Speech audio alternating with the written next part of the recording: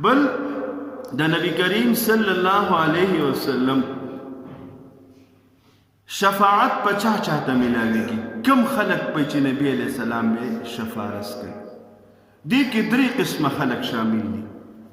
یو به اعتبار کېږي، دوه به پکې راځي انشاءالله العزیز. یو هغه کس چې خپل زندگی د محبوب صلی الله علیه وسلم په طریقو باندې تیره کړي، خپل ظاهر، خپل باطن، خپل کلام، خپل تل، خپل خوراک، خپل املاستا، خپل پاستا، دا ټولې پس کې تیر کړي د نبی کریم صلی الله علیه وسلم په طریقو باندې. نو په ورځ د قیامت به نبی کریم صلی الله علیه وسلم د داسې خلقو به شفارس کوي. دیم هغه خلق دي چې په خپل خو په سنتو باندې عمل نه کوي، نه تیاریږي، لیکن بل کس ته وایي چې یاره ګیره دې پرېښوده مبارک شه، زبردست کار دې وکړو، زه خو دې پرې ډېر خوشحاله شکم،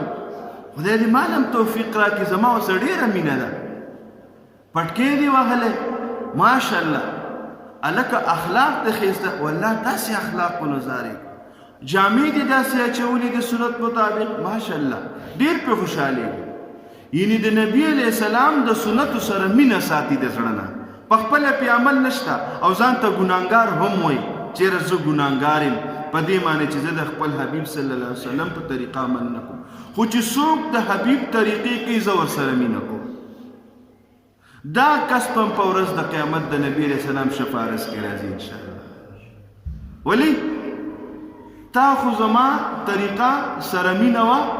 خو عمل دې پې نه و، هر څه دې خوښول، یا الله زه نن د ده شفارس کوم. ولې؟ چې په دې خوله او په دې زړه باندې د اظهار زما د سنتو سره د مینې کړی دی. دریم هغه خلک دي چې په خپله خو هم د نبي علیه السلام په طریقه ژوند نه تېروي، خو د نبي علیه السلام د طریقې والی بدي شي، ځان نه دې ملا جوړ کړی، پنسۍ دې اوچتې کړي، هلکه څنګه جومات ته ځې راځې تبلیغي شوی څه، هلکه څنګه داسې د مولیانو سره ګرځې، چېرته الوا خوراک باندې در باندې شروع کړي که څنګه چل دی. دا خبرې زه یو ځای ته تللی وم، ما سره یو کس و، نو هغه سپینه ټوپۍ په سر وه، ما او هغه په یو ځای لاړو، یو د حجره ورسه خبره واغېل، نو چې څنګه لاړو نو هغه حجرې والا خندل چې پلانکې مبارک شه، نو ما ورته ویل چې زه به ولې و چې د ده په سر مې لا ټوپۍ ولیده، چې هغه څنګه دا وی دی ټوپۍ او بیا تا سره ګرځي ایله بیله. نو بهر کې ما ته خو د هغې د مخکې د ژوند څه پته نه لګېده، نه راته څه دغه، خو بهر کې دا خبره لکه دې پورې دغه شوه چې هغه ښه طریقه هم بیا زمونږ داسې چې هغه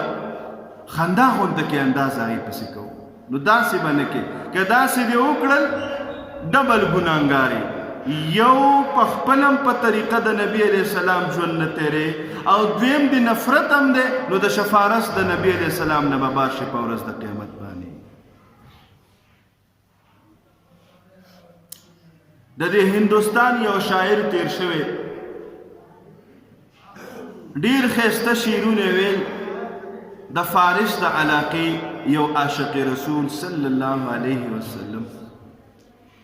هغه چې کله د ده شعرونه واورېدل نو ډېره تمنا یې وکړه چې زه لاړ شم او د دې شاعر سره ملاقات وکړم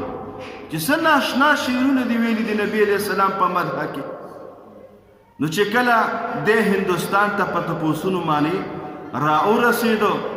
تپوس یې کوو چې پلانکې شاعر وی دې ښار کې دی، چې ښار ته ورورسېد وی دې محله کې دی، چې هلته ورورسېد و چې شاعر څه شو، چا ورته وی دغه ده نائی په دکان کې دی او ګیره خری لګیا دی. نو چې کله دی دغه نائی سقاوي ته ورغې، دغه چا چې دا شعرونه ویلو هغه له نائی لګیاو او ګیره یې وله خریله. دې وخت کې ورته دا عاشق رسول صلی الله علیه وسلم ورته فرمایي ریش می تراشی، ریش می تراشی، ته ګیره خری نو هغه ورته په جواب کې وایي ریش می تراشی بل دل کسی نمی خراشم ګیره خو کټ کومه خو د چا زړه نه ازارومه د چا زړه نه ازارومه نو هغه عاشق رسول صلی الله علیه وسلم ته په جواب کې وایي بلې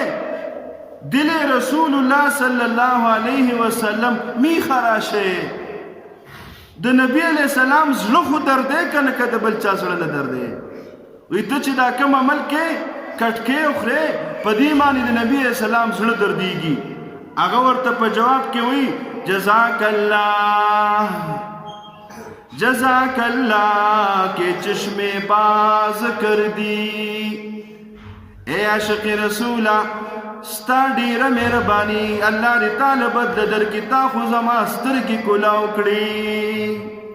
ولې چې زه تعریف د نبی علیہ السلام کوم او بل طرف ته ول زړم دردوم دا خو عشق نه دی دا خو دوکه ده عشق خدا دی چې زه د هغه زړه خوشحاله کړم دی بزرگانو کې یو بزرگ تیر شوی وی ما به هر ورځ زر پیری په نبی کریم صلی الله علیه وسلم باندې درود شریف وی زر زله وی یو شپه می نبی کریم صلی الله علیه وسلم خوب کې ولیدو وی نبی علیہ الصلوۃ والسلام برابرو خدا سینه مبارک باندې د زخم داغونه وداس وی ما ورته خوب کې وی چې یا رسول الله صلی الله علیه وسلم پسینه مبارک باندې دا داغونه ولی پراته دي وی ما ته وی چې دا د خپل امت د غم د لاسه ما وی چې یا رسول الله څه غم دی وی زما نوم مخلی او زما په عمل باندې ژوند نه تیری لا اله الا الله محمد رسول الله وای خو عمل پاغی باندې نه کوي نو زما زړه په قبر مبارک کې دردیږي نو زما عزت مندو چې په ورځ د قیامت نبی کریم صلی الله علیه وسلم موږ ته مخ مبارک راوړی او راته ووایي چې فطائف کې مال خلق درد را کړي ویني مبارک می بيدلی پړې می د وینو ډکې شوي لس کاله پسم عائشہ رضی الله عنها ته به وی همیرا اوس ما ته هغه درد راځي چې کوم ما ته په طائف کې رسیدلی نو چې په ورځ د قیامت موږ ته نبی علیہ السلام مخ راوړی چې د طائف خلق خو کافرانو مال درد را کړو تاسو خو زما په نو مشقان نو ولم درد را کړی څه جواب وکاو نبی علیہ الصلوۃ والسلام فرمای